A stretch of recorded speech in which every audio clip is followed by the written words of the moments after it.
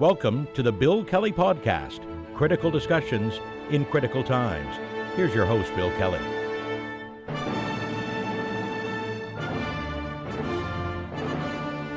And welcome to another edition of the Bill Kelly Podcast, critical discussions in these critical times. I'm your host, Bill Kelly. Good to have you with us today. Well, it's been about a week since the new round of tariffs from Donald Trump have been introduced, and they do have an impact on Canada, and we don't have a deal yet. Should we be worried? Well, that depends on who you ask. Let's backtrack just a little bit and try to get the lay of the land as to where we stand as of now. As we mentioned, there is no trade deal, but there is no lack of advice coming into the Prime Minister from both sides of the border, in fact. It's got to be getting a little irritating. A number of U.S. representatives, of course, go on the Sunday morning talk shows down there and basically say that, we're bad partners, we're nasty people. The president just told us that, and his ambassador to Canada, Pete Hoekstra, has mentioned the same thing.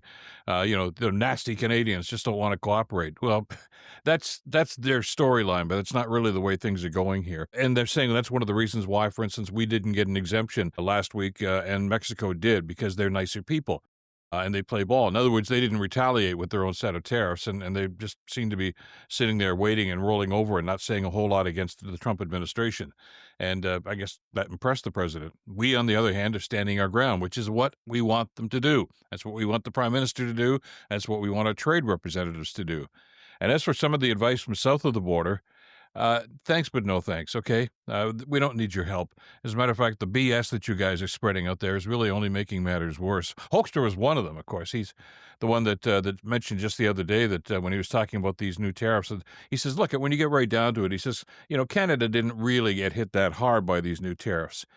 Well, yeah, it does have an impact on us. And I grant you, there is, when you look at some of the statistics here, a lot of the stuff that we still do with the United States vis-a-vis trade is covered by the existing North American Free Trade Act, the CUMSA deal. And about 85 to 90%, depending on which study you look at, says that those goods can still go back and forth tariff-free. Well, that's good news, but there is still a number of goods, and it's not just the 15 or so percent that don't exist under that umbrella, but there's the major industries that we're talking about here that still have not been addressed: steel, aluminum, dairy, softwood lumber, and on, that are under very severe tariffs, and not a whole lot is being done about it. Not a whole lot is being acknowledged by the American side. And they're saying, well, you should get back to the table and try to find a deal. And again, as I've mentioned in previous podcasts, I even hate to use that word deal, because what Trump is doing with his other partners here, whether it's the EU, the UK, whatever the case might be, these are not trade deals. These are a list of demands that people like Prime Minister Carney in the UK, or Sheinbaum in Mexico for that matter, or Ursula von der Leyen from the European Union have simply said, yeah, sure, that's great. There's no paper, there's no list of how this is going to work out, who's going to do what. You just get Trump rambling on there and saying, yeah, they're going to invest billions of dollars into the United States economy, and we're going to put their stuff in there tariff-free. And even the EU president said, no, that's not what we talked about, and that's not what we agreed to. So, when push comes to shove and they start getting into some of the fine points of this, you're going to see a lot of these so-called deals that Trump is touting are just going to blow up, because they were never really substantive to begin with, which is another reason why we in Canada should be proud of the fact that we're not going to fall for that trick. We want to get a decent trade deal. But before we do that, and before we get back to the bargaining table, a couple of things. First of all, like I say, the BS that's coming from people like Ludnick and some of the other people here is really harmful. I know they're trying to create their own narrative down in the States, and most people who don't do a whole lot of research simply say, well, that's it. I guess the Canadians are really screwing us around. One thing I would like to do, I've got a couple of things I'd like to see the United States delegation consider, or in fact do. Maybe it's about time that we started putting some parameters into these negotiations too. First and foremost, please stop linking this idiotic tariff policy from Donald Trump to the idea that there's a fentanyl crisis at the Canadian-U.S. border. There isn't. Yes, there is some stuff that costs, but as we've talked about, and as the United States' own numbers have verified, 0.9% of the stuff that crosses into the United States is coming from Mexico, not from Canada. So this stuff that he's retaliating about because we're not doing anything about fentanyl is just a load of crap.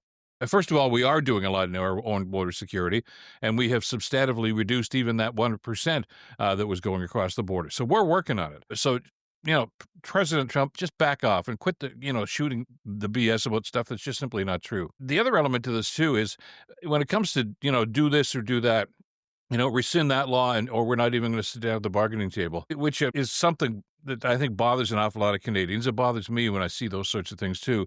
But in a true negotiation, when there's a back and forth, a quid pro quo, as it were, put something else on the table.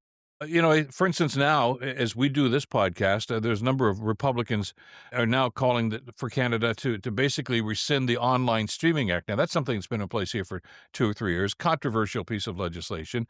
And they simply say, well, it's harmful to American businesses. I'm not so sure that's the case, but that's, the story that they're spouting. And they want the Canadian government to just basically blow that whole piece of legislation up and rescind it.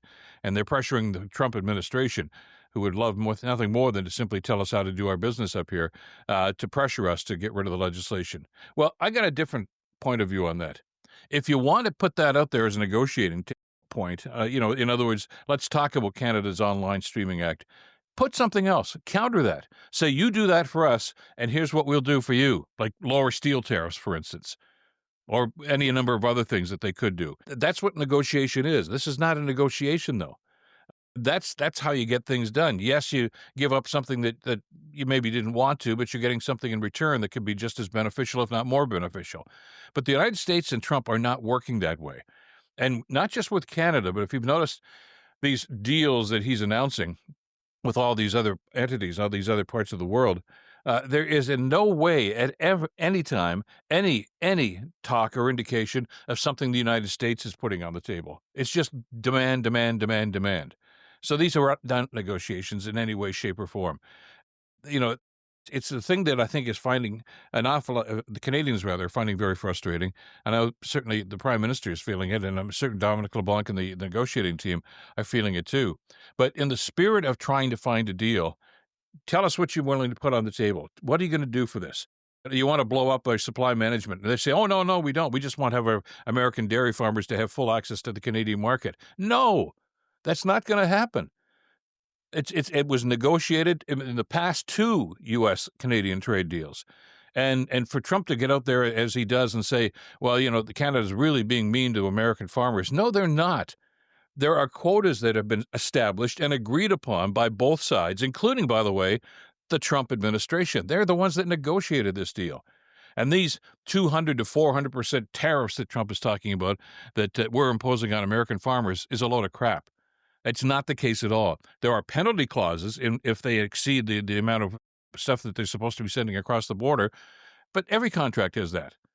It's like a penalty clause. If you're not going to get fined $500 for driving down Main Street in your town, but if you're driving down 45 kilometers over the speed limit, yes, there is consequence and there's a penalty. Same thing with this. That's a penalty that's in place, but it hasn't even been imposed on anybody because the Americans aren't coming anywhere near close to it.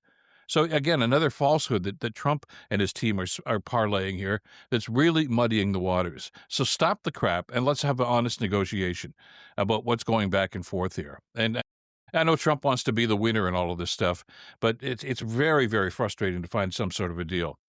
Now, what's even more frustrating is some of the voices, the nattering voices that we're getting on this side of the border. Pierre Poilievre, who seems to have found his voice now after some of the negative press that he's received. He's busy with his by-election now, out, of course, in Alberta. But he's, again, starting to criticize the government and saying, there should be pipelines. They're going to be, if he were the prime minister, he said he'd have shovels in the ground for 2 of these pipelines by March of next year. Well, thank God Poilievre is not the prime minister. And it's a ridiculous assertion that he could get something done that quickly. There is a process that has to be followed. There's different negotiations and conversations that have to be held with Indigenous folks, and a number of other things that have to be done. And even though the Carney government has passed the legislation to fast-track this, that doesn't mean they're just going to put shovels in the ground and let's deal with the consequences later. That's not happening. But Poilievre just is so unrealistic when it comes to stuff like this. But the other part of it is coming from kind of a voice from the past, I guess. His name is Ed Fast. Now, Ed Fast, just to give you a little rundown on who the players are in this situation. Ed Fast is a former minister in the Stephen Harper government. He was the Minister of International Trade. I think he had some other portfolios too, but that is the one I think that is probably applicable here because we're talking about international trade, right? And he has released a paper that was done in concert with the Macdonald-Laurier Institute, which is a kind of a think tank that basically they describe themselves as a nonpartisan group.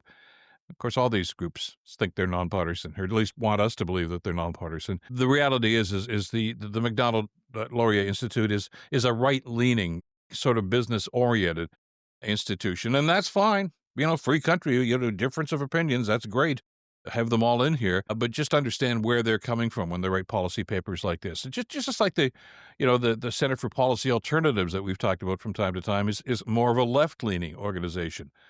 So you're going to get that perspective, and that's good. It's healthy to have those voices. But anyway, they've released what they call their paper, and it's titled The Grand Bargain. Now, it's long and detailed, and I don't want to get into all the minutiae of this, but the essence of it seems to be, from my read on this, is what they're encouraging Prime Minister Carney to do is drop the counter-tariffs, okay? Forget about that, because all you're doing is irritating Trump, and we don't want to irritate Donald Trump, and basically get everybody together around the table and put everything on the table, everything, the things that you're angry about, the things that you want an agreement on, et cetera, and just hash them out. Well, we've been doing that. I really don't understand their rationale behind this, but as if to say that the Americans are all of a sudden, after the way that they've been treating us and other nations over the last, couple of months now in this trade deal, but just as much in the last trade deal in the last Trump administration, you don't think they're going to have this revelation say, you know what, we've been unfair to you. We really do apologize. Let's cut a deal now that's going to be fair. That's not going to happen. We're dealing with Donald Trump here, one of the most irrational human beings on this earth, and he's not going to give us that sort of a deal. So to suggest that if we play ball or do whatever they want, that they're going to give us something in return is such a naive approach to this, not unlike what Premier Scott Moe of Saskatchewan was talking about, and we mentioned that in a previous podcast. Drop all the counter-tariffs, and the Americans will come to the table and maybe be more reasonable. I think the analogy I used was if you're in a boxing match and you drop your gloves, don't expect the opponent to stop punching you. They're going to punch you more. And that's Trump's attitude on this, too. There has to be somebody who's going to stand up for our principles and for our best interests at the same time. It just doesn't seem to make any sense to suggest that if we simply acquiesce, that the Americans are going to come and say, okay, what can we do for you? You're never going to hear that from Donald Trump. And you're certainly never going to hear that from the negotiating team because they simply parrot everything that Donald Trump says. So the whole idea here about a grand bargain that can be struck from this, and it's just, as I say, sounds naive. And I see where Ed Fast is coming from because, he had some negotiations and some experience in negotiating the Trans-Pacific Partnership and some of the other deals that were being discussed during the Harper administration. And I get that. That was then, and this is now. And I think that's something that we have to get our heads around. And certainly the conservatives, and for that matter, I guess the Macdonald-Laurier Institute, get your heads around this too. This is not the way things used to be. And I know Prime Minister Carney has talked about that time and time again. Well, start to put that in perspective, okay? Don't expect fairness.